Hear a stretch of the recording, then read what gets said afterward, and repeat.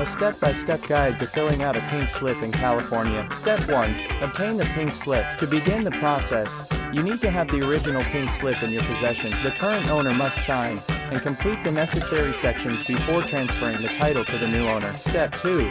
Locate the required information. Before filling out the pink slip, gather the following information. Vehicle identification number, VIN. This unique 17-digit code can typically be found on the driver's side dashboard or door jamb, as well as on the vehicle registration and insurance documents. Odometer reading.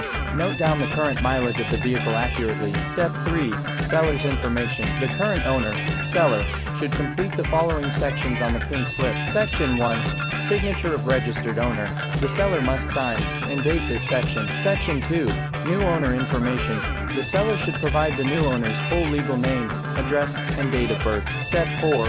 Vehicle information. The seller needs to fill out the following sections concerning the vehicle being transferred. Section 3. Vehicle description. Include details such as the make, model, year, body type, and color of the vehicle. Section 4.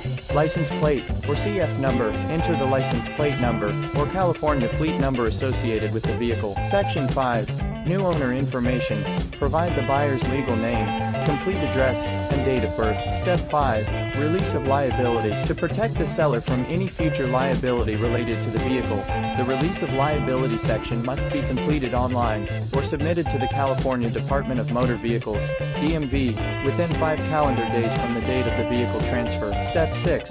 Buyer's responsibilities. As the buyer, you have a few responsibilities after purchasing a vehicle. You must complete the following steps. Insure the vehicle. Obtain auto insurance coverage for the vehicle before operating it on California roads. Register the vehicle. Visit MHZ Auto with the completed pink slip, proof of insurance, and required fees to register the vehicle in your name. Like, follow, and subscribe for more.